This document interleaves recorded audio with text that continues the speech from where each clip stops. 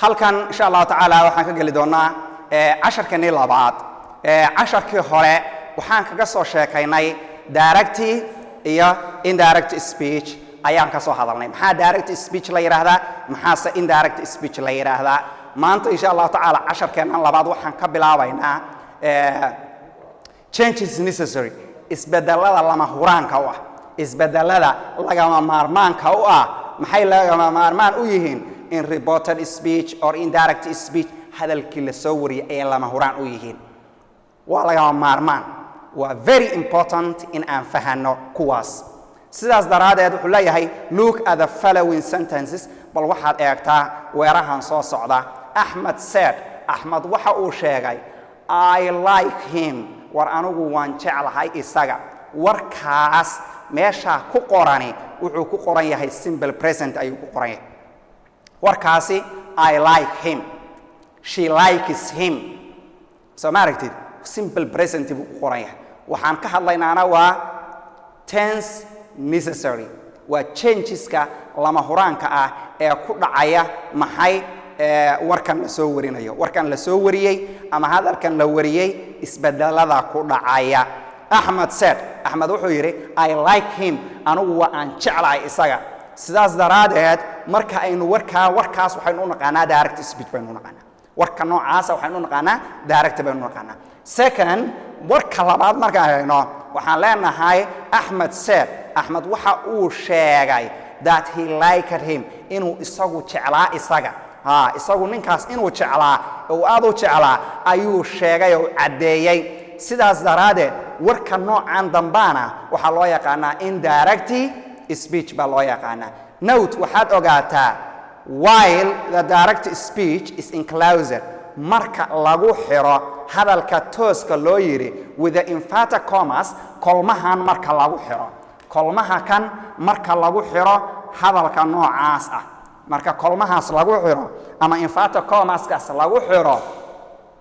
the indirect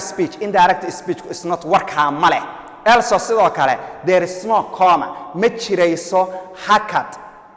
kala saaraya waa maxay separating kaasoo kala saaraya the reporting verb said falka warinta ee said loo yaqaano from the reported speech hadalkan la soo wariyay ee ah that he liked him fine intaas haddaan uga tagno halkan waxaynu ka galaynaa sida isbeddelada ku dhaca dhacdooyinka isbeddelada ku dhaca sidaas daraadeed dhacdooyinka horaan u soo aragnay si fiican baynu u soo sheegnay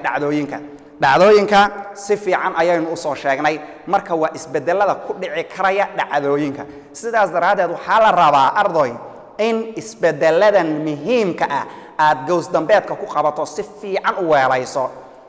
chapterkan marka laga hadlayo reported speech-ka waxa ardadu ay yiraahdaan waa ka kan yahay wuu adag yahay ma adka laakiin ardada ceebta ay leeyihiin waxa weeye waxay ilaawaan qawaaniintii ruleski bay ilaawaan hadaad ruleka ilawdo de hadhow ma samayn karto waxa ma qaban karaysid marka sidaas daraadeed wax ka fudud ma leh muxuu u baahan yahay kaliya laakiin to remember the rules inaad xasuusato xeerarka inaad xasuusato sidaas daraadeed xeerarkaas aan sheegayno waa inaad goos dambeedka ku qabataa saadan hadhow u ilaawin soo hadhow biyo u noqdo waxani we have used waxaynu soo isticmaalnay tusaale hadda aynu ka soo hadalnay simple present tense in direct speech simple present tense baynu soo isticmaalnay direct speech oo muxuu ahaa I like him waan jeclahay isaga she likes him iyadu way jeceshahay isaga soo ma aragtid sidaas daraadeed tusaalaha noocaas oo kale ayaan hadda soo qaadanay soo aragnay here halkan aynu ku soo aragnay simple past ayaa loo bedelay markaynu ka hadlayno in indirect speech hadalkii la soo wariyay markaan ka hadlayno waxa loo bedelay simple past baa loo bedelay there are two rules for change of tenses laba xeer oo waxa jira ay dhacdooyinku isu bedelaan you have already studied chawa horaad arday waxaad soo barateen waa maxay under the sequence of tenses sugnaanshii dhacdooyinka hore soo barateen dhacdo walba say u shaqayn jirtay iyo say u sugnayd ayaan hore u soo baranay to repeat haddaan ku soo celino oo in yar soo dulmarno oo aynu soo aragno rule 1 baynu meeshaan ku arkaynaa xeerka koowaad laba rule baynu soo sheegnay rule 1 baynu baranaynaa rule 1 muxuu ina leeyahay if the tense in the reporting verb haddii dhacdada uu ku qoran yahay feebkan warintu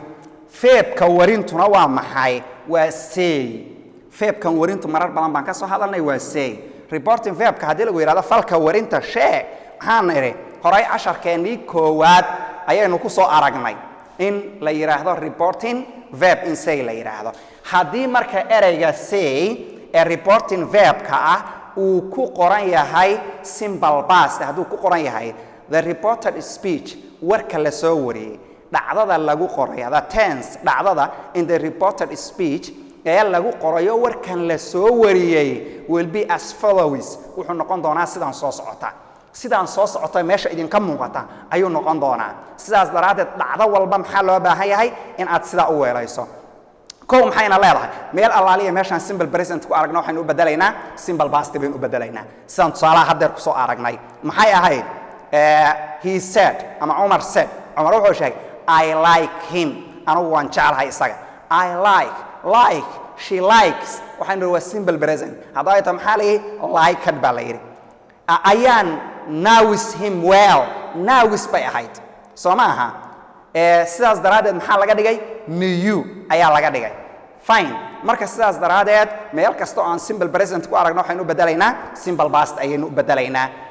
meel allaala iyo meeshaan ku aragno present continuous waa rulka labaad waxaan u bedelaynaa past continuous meel allaala iyo meeshaan ku aragno present perfect waxaan u bedelaynaa past perfect meel kasta oo aan ku aragno present perfect continuous aan ku aragno waxaan u bedelaynaa past perfect continuous meel kasta oo aan ku aragno past continuousna waxaynu u bedelaynaa past perfect continuous ayaynu u bedelaynaa meel kasta oo aan simple past ku aragnana waxaan u bedelaynaa past perfect sidaas daraadeed rule listkaas waa inaad si fiican u haysaa rule listkaas waa inaad si fiican u haysaa model auxiliaries waxaa ku haray caawiyayaashii model auxiliaries caawiyaashii can iyo must iyo will iyo kuwaas ayaa inoo haray sidaas daraadeed waxaa la yidhahdaa model auxiliarieska ficil caawiyayaashuna will may and can saddexdaas erey waxaa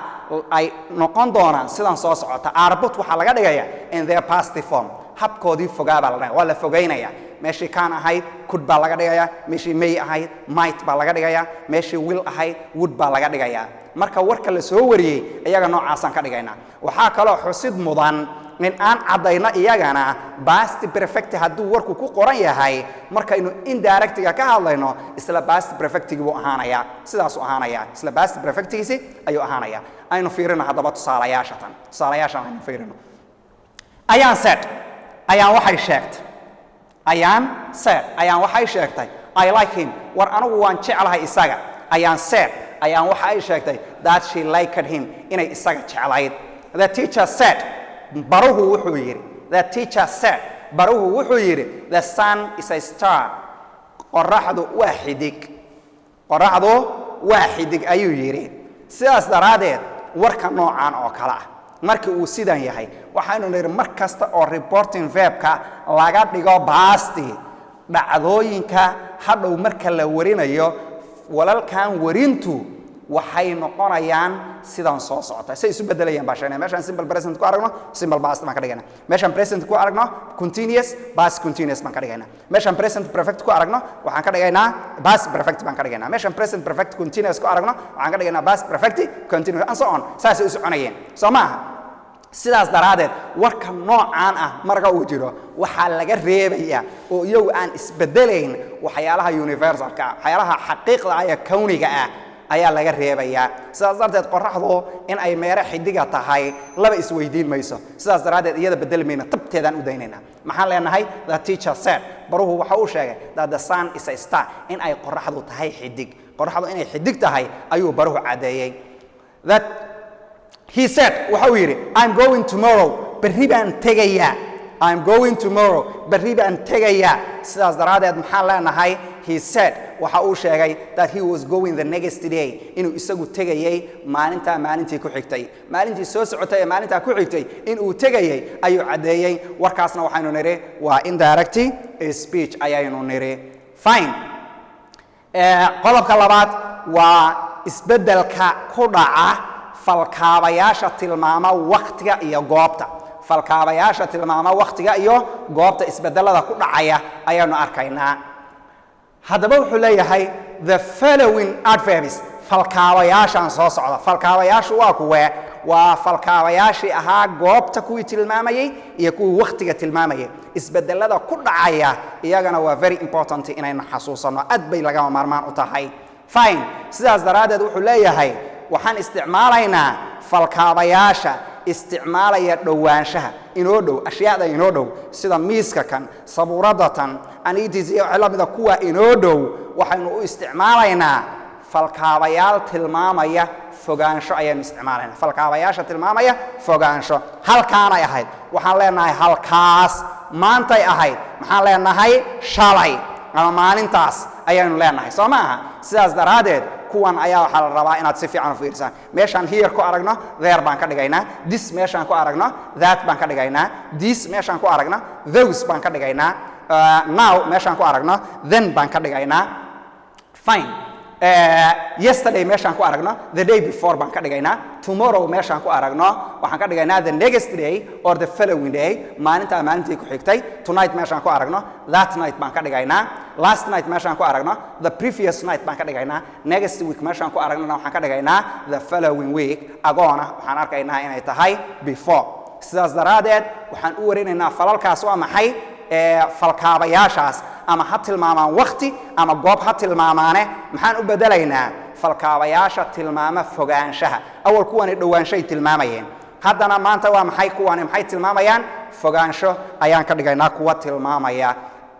halkaas ayaynu ku joojinaynaa insha allahu tacaala casharkeennii labaad intaynu ku kulmi doono casharkeenna saddexaad halkaas ayaan kaga tegaynaa aad iyo aad baa u mahadsantihiin